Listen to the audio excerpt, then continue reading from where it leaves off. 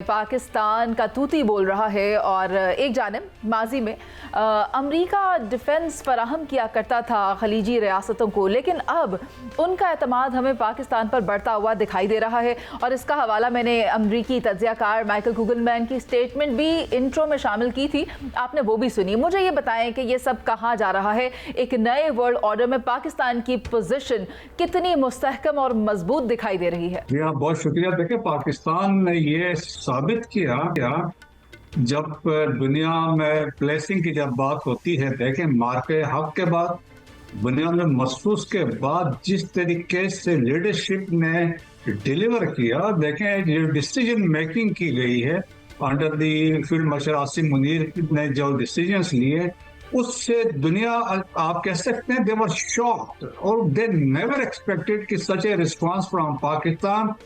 उस रिस्पांस के बाद जब हमने उनके जहाज गिराए, 4 राफेल गिराए, LOC पे हमारी बहुत जबरदस्त परफॉर्मेंस रही, आपके फतेह 1 फतेह 2 पे, तो दुनिया ने कहा कि पाकिस्तान ने अपने से 7 गुना बड़ा मुल्क, 100 गुना ज्यादा बहुत बड़ी इकॉनमी है, उसको हमने शिकस्त दी। सो पाकिस्तान का जो जियो स्ट्रेटेजिक प्रोफाइल था यकदम उभरा और तेजी से ऊपर चला गया है अभी। और इसके बाद पाकिस्तान की रेलेवेंस एस्टेब्लिश हुई, और क्योंकि दुनिया में देखिए उन लोगों की इज्जत अफजाई की जाती है जो ताकतवर होते हैं, जिनकी कोई से होती है। सो पाकिस्तान जब इस तरह इमर्ज कर गया तो फिर जो डेवलपमेंट वेस्ट एशिया में या मिडिल ईस्ट में हो रही थी, वहां पर उन्होंने देखा जिस तरीके से इजराइल दिन ब दिन आगे बढ़ता जा रहा था, और जिस तरीके से एक दिन ऐसा हम हफ्ता देखे जब 6 इस्लामिक कंट्रीज पर उन्होंने स्ट्राइक्स किए इंक्लूडिंग पोर्ट ऑफ ट्यूनिसिया, तो उससे एक अलार्म हुआ। फिर उसके बाद दोहा में जो अटैक हुआ, तो दोहा देखें कि all the gulf countries they were under United states की अम्ब्रेला के अंडर थे, लेकिन वहां पे नहीं हुआ। टाइम्स ऑफ इजराइल ने ये यहाँ तक लिख दिया है कि 50 मिनट्स पहले जो थे प्रेसिडेंट ट्रंप को पता था ये होने वाला है। तो इस तरह की बातें हुई। उस पे उन्होंने कहा कि हम अब रिलायंस के लिए we will go for alternate options क्या है। उसमें पाकिस्तान जो रिसेंटली इमर्ज कर चुका था, तो उन्होंने कहा कि हम पाकिस्तान के साथ जाते हैं, पाकिस्तान की ओनली न्यूक्लियर पावर है, और अपना आप उन्होंने डेमोन्स्ट्रेट किया। देयरफॉर देखें पाकिस्तान की वो क्रेडिबिलिटी आ गई, वो लीडरशिप की बात हुई। उसके बाद से जब ये हुआ है तो इसके बाद अब देखें कि तमाम दुनिया की नजरें पाकिस्तान पे है।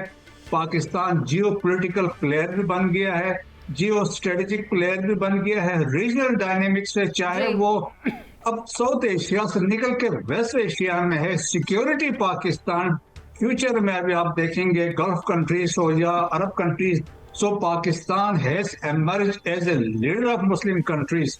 इसके ताने आगे हम डिटेल में बात कर सकते हैं कि इस एग्रीमेंट से क्या है, लेकिन पाकिस्तान ने जब अपना आपका एस्टेब्लिश किया, but at the same time देखें ये अमेरिकन इन्फ्लुएंस से ये ममालिक still they will remain under US influence, और अमेरिका भी इससे खुशी होगा क्योंकि वो सऊदीज और पाकिस्तानियों के साथ बड़े अच्छे रिलेशंस हैं।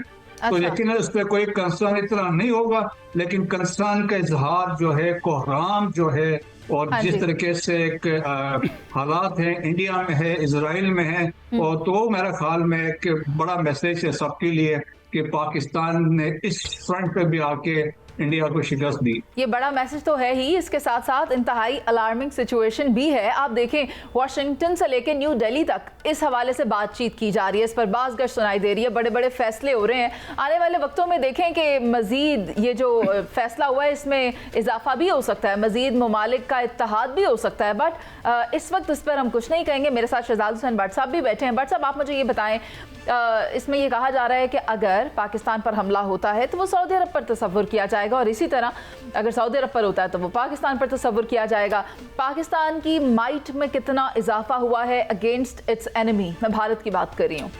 इंतहाई काबिल एहतराम मुनीज़ा मोइन साहिबा, आप दुरुस्त फरमा रही हैं। जो आपने कहा ना, मुआहदा तो हमारा पहले भी हम पाबंद थे दस्ते फराहम करने के, सऊदी अरब के साथ हरमैन की हिफाजत हमारी जिम्मेदारी है, लेकिन अब जो आपने कहा कि ये नया पॉइंट है, बड़ा अहम पॉइंट है कि अब नए मुआहदे की सबसे बड़ी बात ही ये है कि किसी एक पर हमला, दोनों मुल्कों पर हमला तस्वर होगा, ये है बात। अच्छा, जो बात आपने की है ताकत की, ताकत में इजाफा कितना होगा भाई, बहुत ज्यादा इजाफा होगा। कैसे होगा? आर्गूमेंट देना पड़ेगा ना मुझे इस बात का। आप आर्गूमेंट नंबर 1 ले लें। शाइन 3 मेरा मिसाइल है, 2750 किलोमीटर रेंज। शाइन 2 1500 से 2000 और गौरी जो है 1200 से 1500 किलोमीटर की रेंज। अब ये मेरी मिसाइल की रेंज, मेरा जो एयर चीफ है वो हमेशा सरप्राइज देता है और पाक भारत में भी उसने सरप्राइज दिया था। लेकिन ये जो बात मैं कर रहा हूं ताकत और ज्यादा होगी, लेकिन ऑफिशियल तौर पर ये इस वक्त 2750 किलोमीटर रेंज की मिसाइल है। अगर ये मिसाइल जो ऑफिशियली अनाउंस्ड है इसको मैं कंपैरिजन करूं इस्लामाबाद से इसराइल तेल अवीव 3552, कराची से 3229, और यही अगर मैं चीजें रियाज सऊदी अरब से करूंगा तो फिर क्या होगा? यह है देखने वाली बात। अगर आप रियाद से तल अवीव का किलोमीटर फजाई सफर लेंगे तो वह सिर्फ 1418 और जद्दा से 1256, यानी कि मेरे मिसाइल की रेंज जो है वो 2750 है और सऊदीया से तो मुझे 1415 बस। यानी कि मेरी ये है वो बात जो आप फरमा रही थी, ताकत में इजाफा हो रहा है। और अब इस नए मुआहदे से मुनीज़े शरीकों को आग लग गई है। अच्छा। शरीकों का कलेजा छलनी हो गया है। और आखिरी बात ले ले, मोदी की वजारत जानी है और नेतन्याहू ने पाबंदे सलासिल होना है अनकरीब। हाँ, और इसी वजह से तो नेतन्याहू के अंदर हमें ये बेचैनी नजर आ रही है, जिसमें वो ये इर्रेगुलर नॉनसेंस केओटिक किस्म के फैसले करते हमें दिखाई दे रहे हैं। लेकिन सलमान आबिद साहब, आप मुझे बताएं, एक तो बात होती है ग्रेटर इसराइल की, मुझे तो लगता है ये एक ग्रेट गेम का आगाज हो गया और पाकिस्तान इसमें लीड करता हुआ नजर आ रहा है। देखिए, पहली बात तो ये कि दुनिया के अंदर अब जो है बहुत सारी तब्दीलियाँ रूनुमा हो रही हैं, आलमी सियासत में भी, इलाकाई सियासत में भी और अरब दुनिया के अंदर भी। अब इसी तनाजुर में ये जो पाक सऊदी डिफेंस हमारा माहिदा हुआ है, स्ट्रेटेजिक माहिदा, इसने सिर्फ मिडल ईस्ट की पॉलिटिक्स पे इम्पैक्ट नहीं डाला, बल्कि रीजनल पॉलिटिक्स पे भी और साथ साथ इंटरनेशनल पॉलिटिक्स पे भी इसका इम्पैक्ट आएगा। यही वजह है कि जो मैंने कहा है कि दुनिया के बेशतर ममालिक अपने आप को रिविजिट कर रहे हैं और इस सारे कॉन्टेक्स्ट में पाकिस्तान एक बड़ी कुव्वत के तौर पर उभरा है।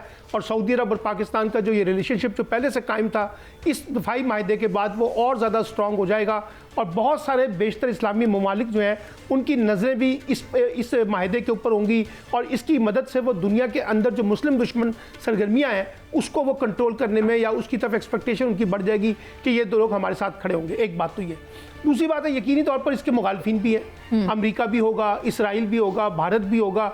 उनको बड़ी जिसे कहते हैं मिर्चें लगी हुई हैं कि इस वक्त ये माहिदा क्यों कर हुआ है, इसके पीछे क्या राज है, किसके खिलाफ है, क्या ये सिर्फ इसराइल तक महदूद रहेगा, क्या ये अमेरिका के खिलाफ भी जा सकता है अगर वहाँ पे मुस्लिम दुश्मनी के इम्कानात पैदा होते हैं। यानी बहुत सारे ममालिक जो है वो इस सारी जिद में आ सकते हैं। हिंदुस्तान को तो समझ आती है ना कि जो पाकिस्तान क्योंकि अगर स्ट्रॉन्ग होगा तो भारत की परेशानी तो बढ़ जाएगी और अगर पाकिस्तान की अहमियत दुनिया की सियासत में बढ़ेगी, आलमी सियासत में बढ़ती है, तो ये भारत को किसी सूरत में कबूल नहीं है। इसलिए भारत की तो स्ट्रैटेजी ये होगी कि किसी तरीके से पाकिस्तान को इररेलेवेंट किया जाए और वो माजी में ये स्ट्रैटेजी इख्तियार करता रहा है, पाकिस्तान को वो एक दहशतगर्द रियासत के तौर पर पेश करता रहा, लेकिन उसके सारे हरबे अब नाकाम हो गए ना। अब पाकिस्तान एक और बहुत बड़ी कुव्वत बनकर उभरा है जो भारत के लिए काबिल कबूल नहीं है।